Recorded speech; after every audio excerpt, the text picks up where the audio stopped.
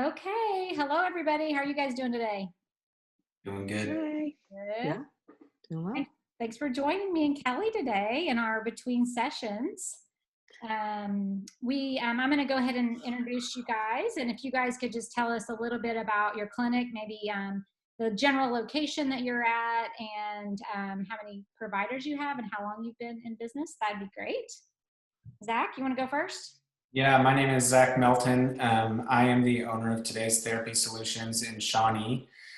We are servicing families and schools in and around the Shawnee area. I've been practicing occupational therapy since 2015 when I started with TTS and then opened the Shawnee Clinic in 2017. I have 3 OTs currently and 7 speech therapists, speech paths. Very good. Nicole? Yeah, I'm Nicole Stoll. I'm the owner of Today's Therapy Solutions South, which is in Norman. I have 7 therapists now, occupational therapists and speech therapists. I've been with Today's Therapy Solutions since 2011 and then opened my clinic in winter of 2018 and early spring of 2019. So. Very good. Mackenzie?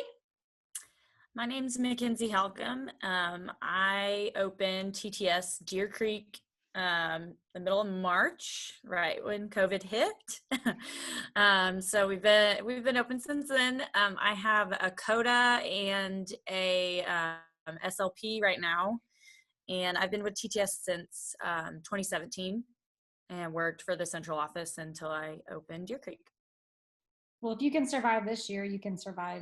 Absolutely. And then Kelly and I, as most of you guys know, we have a central location here in Oklahoma City. We have about 30 providers that are kind of OT speech, 1 PT, but mostly OT speech. And so I think the purpose of us all getting together today was, we've been talking about just these different areas of our business and, kind of looking at how can we make sure that we're doing what we think we're doing and what we say we want to do, kind of going back to some of our principles and our tenets of today's therapy. And so we just want to kind of problem solve as with all of us as far as like what those different components mean, to where maybe then we could take those components and look at how do we start measuring those components to see what areas of strengths we have as company, and then what areas do we need to work on. So I'm going to go ahead and share my screen here. Let's see. Might be all over the place. Here it is. Okay. So what I did here is I kind of just looked at 4 different areas, and we can change this however we want. Like if we need to fit some under different topics, whatever, but kind of thinking like from a business perspective, like first of all, we want to make sure we're doing quality services. We want to make sure our personnel are supportive at every level. We want to make sure that we're financially sound so we can be sustainable. And then we also want to make sure that we're being safe and compliant with just overall safety and then also confidentiality. What do you guys think about these 4 areas to kind of drive what we're looking at for our program evaluation? I think something that always just is incredibly important to me, and something, Tara, that you and I thought of when we started this business was making sure that we're family centered at all levels. So I'm guessing that would go under quality. I feel like I'm taking a quiz. Like I'm thinking. Yeah, I think that's good, Kelly. So whenever you guys can think of something that is important to you, just kind of, you can say it if you want, and then we can figure out kind of what area that looks at best. I think under family centered is something that I'm kind of dealing with in my clinic right now is timeliness of services, where because once we get a referral, then with speech, you have to get authorization, and that takes time, and then it takes time to actually schedule the appointment. So getting people in a timely manner, which is best for the patient and the family. Do you think there needs to be something on policies and procedures, or would it Policy and procedures, I feel like could be under personnel maybe, but I mean, it also kind of falls under quality services, because in order to have quality services, you've got to have procedures and whatever, to. I agree. I think they kind of go hand in hand. To provide the best in quality services, you have to have good policies and procedures in place. And that may go under support in personnel as well, having kind of clear-cut plans for what you do and what the procedures are for moving forward. And that way that your personnel knows what their expectation is. So is that something that we not only have as an expectation, but that those that work for us, the professionals that work for us, understand that that's an expectation. I think that there's times that when we're getting in kind of that mode of hiring people and everything, and that's where I find myself lately, as I look back and I'm like, these are all new people and none of them seem to understand what we're talking about. And I have to reflect on myself and think, I don't think that we've trained them on this mechanism, or on what's happening, or how. And not only have we trained them on it, but we were even talking about this before, have they read it? I mean, a lot of them are saying that when they sign on that they've read and they understand and they agree to the manual, our policies and procedures manual, but have they really read it? And how are we checking for that? So we were kind of troubleshooting that earlier too. I think with the timeliness thing, if we're looking at how to measure it, maybe that's something that is asked as a question to people who are new to the clinic, is like, how quickly were you contacted and an appointment set up? Maybe that's kind of how we're reflecting on it from that family-centered piece, is that becomes a question. Yeah, so maybe what I could do on here is, I think maybe we could bold the things that would be pretty easy to measure.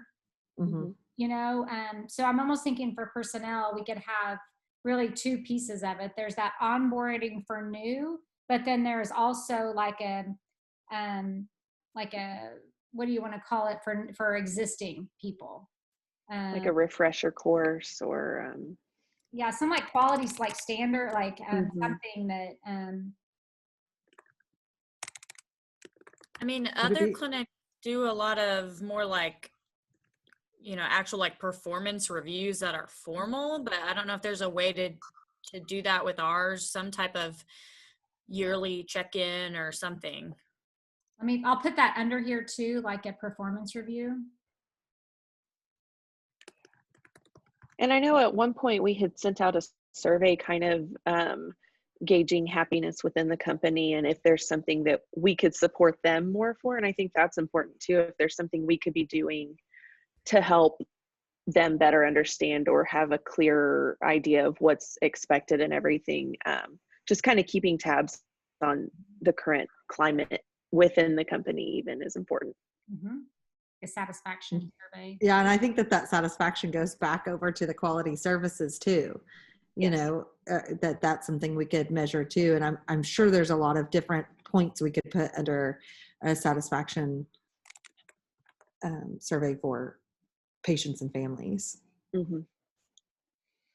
I think the other thing too, under the quality service, that I would like us to think about, and we've talked about this before, but is some kind of outcome measure that we could use, that we use the same outcome measure for everybody, and we work so we can really see, are we impacting overall outcomes? So looking at family participation, since we mostly work with young children, so how are we impacting that? So I could put that under here, like maybe an outcome measure. I think one easy outcome measure, in OT, we can use the COPM, Canadian Occupational Performance Measure, which I think would be easily done with speech therapy too, because really all it is asking the family, what are your priorities? What do you want your child to be able to do? How well do they do it right now? And how satisfied are you with that performance right now? And it really is just rating their performance on a scale of 1 to 10 and rating their satisfaction with their child's performance on a scale of 1 to 10. And it's something that you can do at the initial eval and be easy to do for a progress report. where would you rate their performance now after 6 months or however long, your authorization was? And same thing with their satisfaction. Yeah, That's just an option. yeah, I think that is a good option, but I think too, there's some other tools that we could use that are more standardized, that there's not as much give to them, where it's like, do you guys remember that one a couple years ago I sent out that was really, it was the same questions every single time, and it was about family participation. Do you remember that, Kelly? I remember it. We'd have to pull it up again for me to really familiarize myself with it. But yeah, I think that would definitely be something for us to look at, and maybe that's what we need to schedule for the next team meeting that we have as a crew, is like, looking over some of those measures, looking over the COPM and the outcome measures and things like that, to see which would fit best, which would have the best use, and which would give us the best data, to make sure, like we were saying at the beginning of the conversation, what we're trying to do here is the expectation reality, the things that we're expecting of our clinic and of our providers and everything. Is that really what's happening? I mean, I think under quality service too is, I know these are all evidence-based, but also, like, are we using evidence-based interventions? Mm-hmm. Yet family. I think that needs to fall up at the top with family centered. It's like, because those are really for our, what we've outlined as our part of our mission is to make sure that we're using both of those things. So then what about under the financial, or the, I don't know what we want to call it, but like just kind of the back end of things, like referrals and, all that. What's some information that you guys think we should have in regard to that? Like, I know, like in the past, Nicole, like, we would do a report on our denials, or a report, like, what are some things that you guys as clinic owners would want to know? Maybe like a outstanding balances report, or what is the word I'm looking for there? That an aging report is definitely important on that. And I think having some baseline numbers on that would be good for us to set goals, like what we want to fit under. And okay, aging report, what else? I think looking at from the point of referral, like how many referrals are we getting that go to the different areas, so that we can see maybe where we need to tackle marketing in certain areas. If we're getting too heavy into the central area, do we need to start looking at the providers that are established and frequent referral sources for South or for Deer Creek or whatever. And I think it goes back to the timeliness too, like what Zach was talking about, because a lot of times physicians are making referrals to multiple clinics, just with who's going to get them first, and if we're not getting in contact with families and staying in contact and establishing an appointment quickly, then we're losing those referrals too. And also it kind of trickles down at that point to becoming, what are other people saying about how quickly we contact people and how long people wait to have the services from our clinics. So that would kind of fall back into that timeliness. What about just, I think just overall revenue, right? Going back to the referrals, you could also do referrals based on practice. So are we getting a lot more speech than we are OT, which is part of that is just natural. You're going to get more speech referrals than you are OT. But if it is way lopsided, do we need to do marketing towards more OT or speech, whichever. And then diagnosis too. Yeah.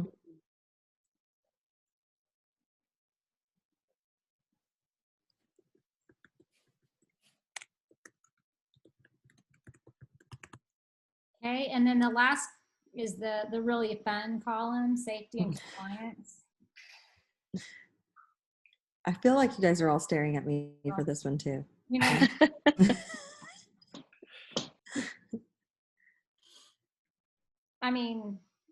I think right now, like making sure that we're COVID compliant. you know, maybe not spell it. I should. And really just any type, because now we're getting into fall and winter where any type of communicable disease. So just making sure, and I think we always send out information about this time of year on, hey, flu vaccines are going to be available and you need to go ahead and get them and encourage other people to get them, and be, using those good hand washing and masking, routines and things like that. Something that in another area of what I've been doing lately is when I'm looking at compliance, I also start to think about just those everyday compliance issues like HIPAA.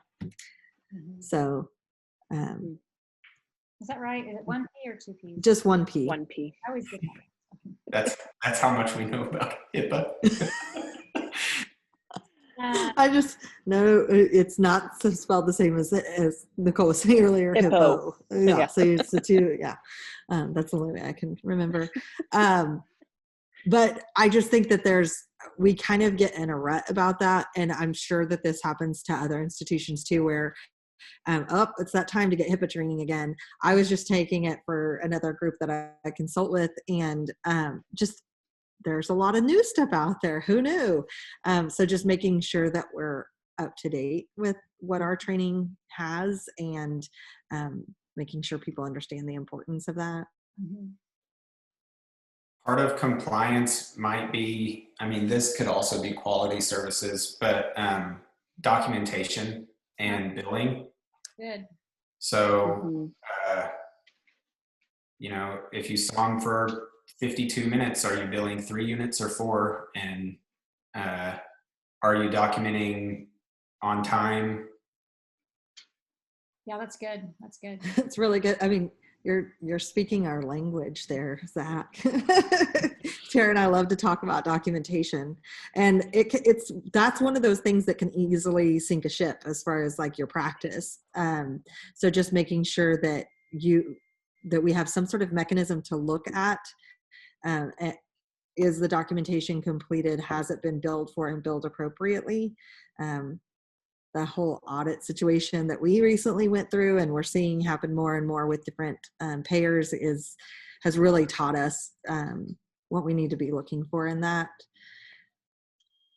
I heard the other day about the untimed codes and what's expected, and the recoupment that was happening for someone with untimed codes. That usually within CPT it says what the expectation of the time is on those codes. And for this instance, it was expected that this particular code was going to be for an hour, even though it was untimed.